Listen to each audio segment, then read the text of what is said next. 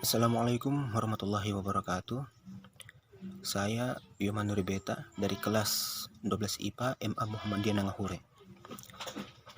Melalui video ini, saya akan sedikit menjelaskan materi tentang sejarah Indonesia yang berjudul Kehidupan Politik Bangsa Indonesia pada Masa Demokrasi Terpimpin. Jadi, apa itu demokrasi terpimpin? Demokrasi terpimpin adalah suatu sistem politik yang dimana segala bentuk keputusan ataupun kebijakan yang akan diambil oleh suatu negara tersebut terpusat di tangan presiden.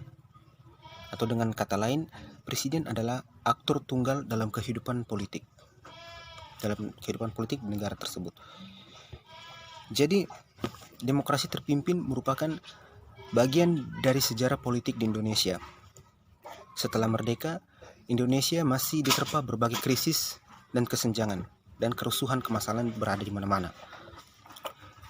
Pemberontakan masih terjadi di mana-mana, sistem perekonomian masih kacau, sampai dengan sistem pemerintahannya masih belum stabil. Hal ini terjadi karena partai-partai politik saling bersaing untuk berebut kepentingan masing-masing. Maka daripada itu, melalui demokrasi terpimpin, Presiden Soekarno ingin membangun sistem politik yang sesuai dengan jati diri bangsa, yaitu maksudnya ingin membangun sebuah sistem politik yang baru yang dapat memperbaiki sistem politik yang terdahulu yang sudah kacau maksudnya.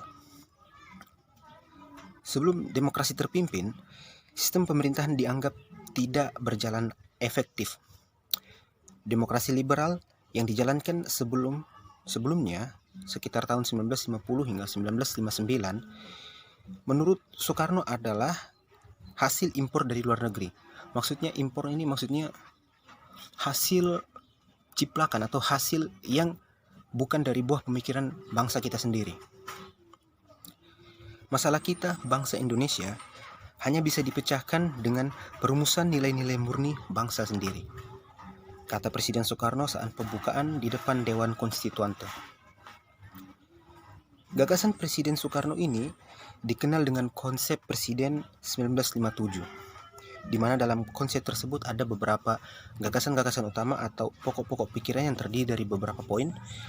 Yang pertama, pembaruan struktur politik harus diberlakukan sistem demokrasi terpimpin yang didukung oleh kekuatan yang mencerminkan aspirasi masyarakat secara seimbang.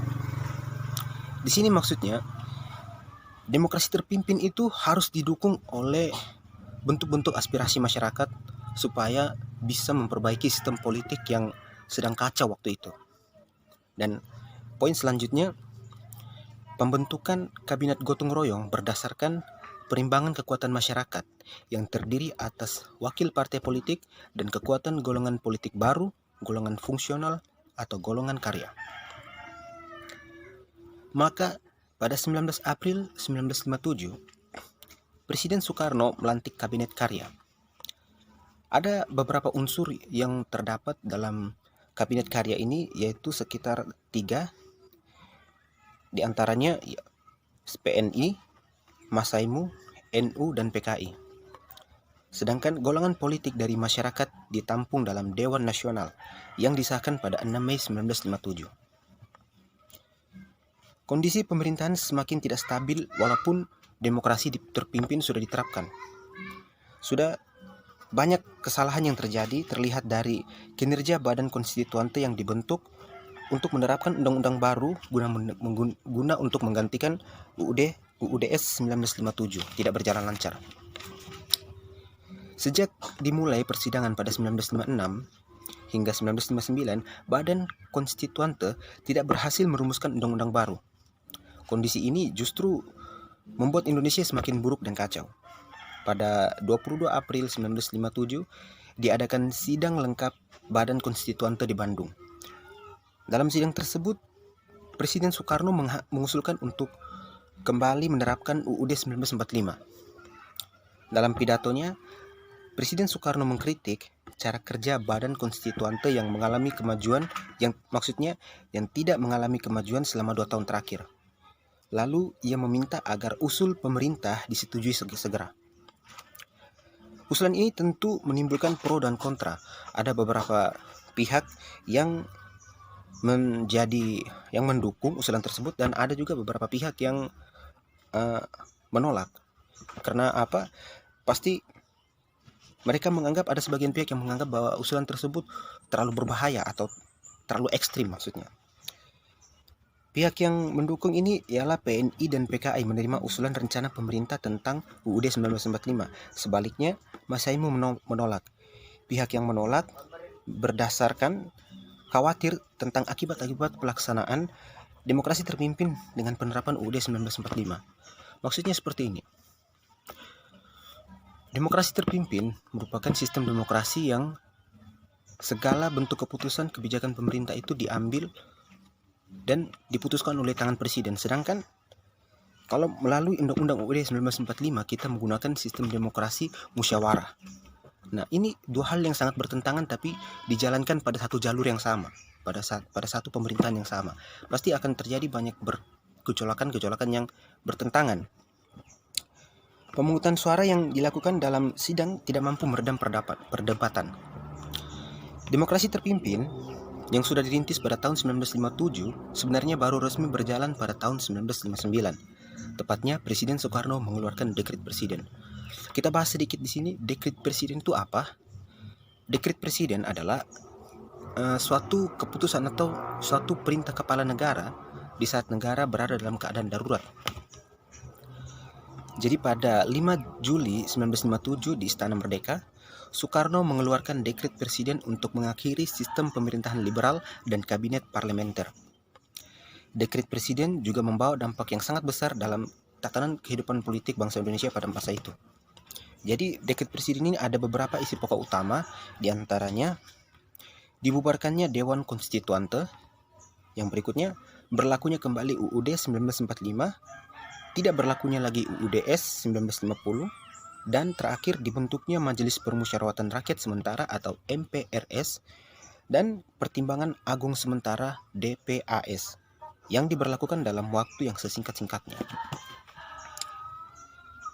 Dengan keluarnya dekret presiden ini, sistem pemerintahan di Indonesia yang dulunya dari sistem pemerintahan liberal, sekarang pada saat itu langsung berubah menjadi sistem pemerintahan terpimpin dan kabinet presidensial. Jadi kalau kita lihat lagi, ternyata sistem pemerintahan demokrasi terpimpin ini tidak berjalan lancar di Indonesia. Sistem politik Indonesia pada demokrasi terpimpin tidak berjalan mulus, bahkan dinilai keluar dari peraturan yang benar. Demokrasi bukan dipimpin oleh hakikat kebijaksanaan, tapi dipimpin oleh intuisi kepresidenan yang dinilai sangat otoriter, yang jauh dari nilai demokrasi universal. Nah, ini yang seperti kita bahas tadi sebelumnya, yang kekhawatiran dari pihak Partai Masaimu, seperti ini yang terjadinya, karena demokrasi tidak sesuai dengan sistem demokrasi terpimpin. Hingga banyak pihak yang menyebut bahwa masa demokrasi terpimpin disebut adalah masa-masa yang paling terpuruk atau masa-masa yang paling buruk dalam sejarah demokrasi di Indonesia. Jadi di sini kita akan bahas ada beberapa kesalahan atau penyelewengan yang berlaku pada masa demokrasi terpimpin. Di antaranya yang pertama, lembaga-lembaga negara memiliki inti nasakom. Nasakom itu ialah singkatan dari nasionalis, agamis, dan komunis. Nah, inti nasakom yang sama, padahal seharusnya setiap lembaga memiliki inti yang berbeda. Artinya seperti ini, inti yang sama itu adalah mereka memiliki harus memiliki suatu pola yang sama, pada dasar yang sama. Padahal setiap negara, setiap politik, apalagi kita sudah menerapkan Undang-Undang UUD 1945, harus kebebasan setiap partai itu untuk memiliki inti yang berbeda. Contohnya, kalau partai agama, dia memiliki dasar tentang pemahaman agama atau bagaimana, tapi tidak mungkin dia harus memiliki pemahaman tentang komunis lagi atau pemahaman tentang nasionalis lagi. Nah, seperti itu. Dan berikutnya lagi, pembentukan MPRS, DPAS, dan DPRG oleh Presiden, padahal seharusnya melalui pemilu. Hal ini sudah tentu sangat bertentangan dengan UUD 1945, di mana dalam UUD 1945 itu dalam bentuk pemilihan MPRS, DPAS, dan DPRG berdasarkan pemilu. Presiden tidak dapat membubarkan atau membentuk satu DPR baru, dan DPR tidak dapat memberhentikan presiden. Tapi justru ini berlaku, dan ini sudah justru sangat bertentangan. Dan poin selanjutnya, GBHN atau garis-garis besar haluan negara harusnya disusun dan ditetapkan oleh MPR, tapi malah presiden yang mengambil andilnya. Nah, ini sudah sangat bertentangan seperti yang terjadi yang kita bahas sebelumnya. Pengangkatan presiden seumur hidup tidak sesuai dengan UUD 1945. Di dalam UUD 1945, pengangkatan presiden hanya berlaku dalam masa 5 tahun dan bisa berulang periodenya selama 2 periode. Jadi sekitar 10 tahun kalau seandainya pada pemilu yang selanjutnya ia terpilih. Jadi sekian penyampaian saya tentang materi demokrasi di Indonesia pada video ini.